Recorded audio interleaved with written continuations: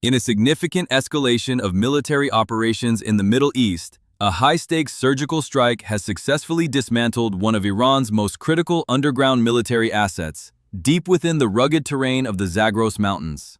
Reports emerging from the region confirmed that at 9 o'clock this morning, a specialized force of 70 U.S. Army Rangers from the elite 75th Ranger Regiment initiated a complex ground assault against a massive ammunition production facility hidden within the northern Iranian mountain range. This facility, which had been the subject of intensive American intelligence monitoring for more than 2 months, served as a primary hub for the manufacturing of artillery shells and rockets used by Iranian forces and their regional proxies. For weeks, intelligence analysts utilized a sophisticated array of satellite surveillance and electronic intercepts to track the rhythmic pulse of the facility, documenting the monthly arrival of raw materials and calculating the immense output of ordnance being produced within the mountain's subterranean chambers. The facility was not merely a factory, but a sprawling complex, occupying 3 distinct levels carved nearly 100 meters into the solid rock of the Zagros Range, a feat of engineering designed to shield the production lines from aerial bombardment and regional detection. The strategic importance of this site cannot be overstated, as analysts had determined the facility operated on a continuous 24-hour cycle, feeding a constant stream of weaponry into the hands of Iranian military units. On the upper level of the complex, Iranian engineers had established the main production floor, where 4 separate assembly lines were dedicated to the high-speed manufacture of various munitions. The first line was specifically configured for the production of 155mm artillery shells, while the second line focused on 122mm rocket ammunition. The third line was utilized for the assembly of mortar rounds, and the fourth line specialized in the production of anti-tank rocket warheads. Together, these lines were capable of churning out an estimated 50,000 rounds per month, a volume that significantly bolstered Iran's tactical capabilities. Below the production floor, the middle level served as a critical nexus for quality control and massive storage, housing bunkers that held approximately 200,000 finished rounds, ready for immediate distribution. The lowest and most sensitive level of the facility contained the command center and chemical mixing rooms, where 60 chemists and explosive specialists worked in highly controlled environments to prepare the lethal compounds required for the shells. Access to this subterranean world was restricted to 3 heavily fortified tunnel entrances located on different slopes of the mountain. The western entrance facilitated the logistics of truck deliveries and finished product removal. The eastern entrance acted as the primary portal for personnel, and the northern entrance provided a vital emergency exit and ventilation for the chemical processing areas. Each of these portals was guarded by reinforced steel doors and concrete defensive structures, manned by a combined force of approximately 130 Revolutionary Guard soldiers who believed the facility was impenetrable. However, American planners identified a fatal vulnerability in the facility's total reliance on these 3 tunnels and the catastrophic risk posed by the massive stockpile of 200,000 rounds stored within. 4 days prior to the execution of the mission, 70 Rangers were organized into 4 specialized teams, each assigned a distinct and critical objective to ensure the facility's total neutralization. Alpha Team was tasked with assaulting the western main entrance to reach the production level. Bravo Team was assigned to breach the eastern personnel entrance and secure the storage level. Charlie Team was designated to assault the northern chemical entrance to reach the lower levels. And Delta Team was tasked with suppressing the outer defenses and maintaining the perimeter. The operation required synchronized precision, and at 6 o'clock this morning, the mission began as 4 Black Hawk helicopters, escorted by 2 Apache attack helicopters, lifted off for a 2-hour low-altitude flight through the winding mountain valleys. Upon landing 7 kilometers from the target at 8 o'clock, the Rangers immediately dismounted and began a rapid trek across the rugged terrain, using the natural cover of trees and boulders to mask their approach. By 9:20, the 4 teams had reached their designated assault positions, observing the Iranian sentries who remained completely unaware of the elite force positioned just meters away.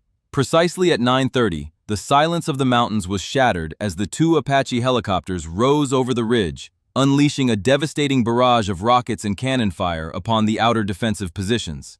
This sudden aerial onslaught forced the Iranian defenders to scramble for cover, but they were quickly caught in a lethal crossfire as Delta Team opened fire with high-precision rifles from elevated positions.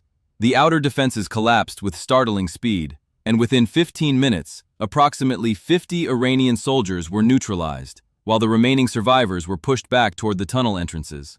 Seizing the momentum of the initial chaos, the three assault teams rushed their respective tunnel objectives. Alpha Team reached the western main entrance first, encountering 20 Iranian soldiers positioned behind heavy weapons. A fierce and loud firefight erupted, but the Rangers' superior training and firepower quickly overwhelmed the position, neutralizing the defenders in just 7 minutes. Simultaneously, Bravo Team engaged 15 defenders at the eastern entrance, securing the portal after 8 minutes of intense combat as the surviving Iranians retreated into the dark tunnels. At the northern entrance, Charlie Team faced a particularly delicate situation due to the presence of hazardous chemicals, engaging 12 defenders in a calculated firefight that lasted 9 minutes and resulted in the surrender of 4 Iranian soldiers. With all 3 entrances secured by 9:55, the Rangers moved deeper into the mountain's interior. Alpha Team advanced up the western tunnel, clearing 15 security guards in a brief but intense corridor fight before reaching the massive production floor at 10:15. There, they found 40 armed guards attempting to defend the 4 parallel assembly lines. After a 14-minute engagement amidst the machinery, the production floor was secured and 30 workers surrendered. As Alpha Team began documenting the facility and placing thermite charges on the manufacturing equipment, Bravo Team reached the middle storage level at 10:20. Inside the cavernous storage area, they discovered the massive stockpile of 200,000 rounds and intercepted 20 guards who were attempting to sabotage the ammunition. The Rangers neutralized the guards, and realizing that a full detonation would collapse the entire mountain, opted to use thermite charges to slowly melt the shells and cook off the explosives, avoiding a single massive explosion. On the lowest level, Charlie Team navigated the chemically scented air of the northern tunnel, facing fierce resistance from guards concerned about the volatile materials. By 10:35, the chemical processing area was secured, and 60 chemists were taken into custody after a brief struggle to prevent them from triggering emergency chemical releases. Intelligence specialists quickly moved in to photograph the sophisticated laboratory equipment and formulas for explosive compounds.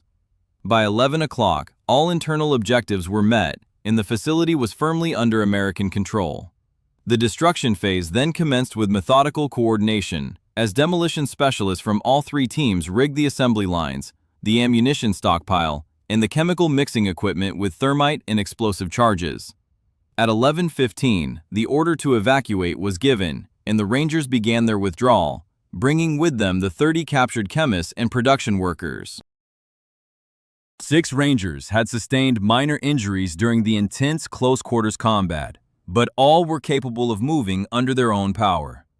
By 11:35, the entire force was clear of the mountain and moved to a landing zone 600 meters away. At 11:45, the demolition sequence was triggered, and a series of subterranean explosions rocked the Zagros Range. The thermite charges ignited with intense heat, melting the production lines and causing the 200,000 stored rounds to cook off in a rapid, cascading sequence that effectively gutted the facility's interior. Within 10 minutes, the command center, the production floor, and the storage bunkers were rendered a smoldering ruin. By noon, the 70 Rangers and their 30 prisoners boarded the returning Black Hawk helicopters and departed the area under the watchful eye of the Apache escorts. The final assessment of the operation indicates a total loss of approximately 130 Iranian personnel, the complete destruction of the ammunition production facility, and the seizure of 30 key personnel and significant intelligence materials. The mission represents a massive blow to the regional weapons manufacturing capability of the Iranian military, as the facility that once produced 50,000 rounds of ammunition per month has been reduced to ash and molten steel. The precision of the Ranger Regiment's assault, combined with the devastating effectiveness of the demolition, ensures that this site will remain inoperable for the foreseeable future, marking a definitive victory for the American forces involved in the operation.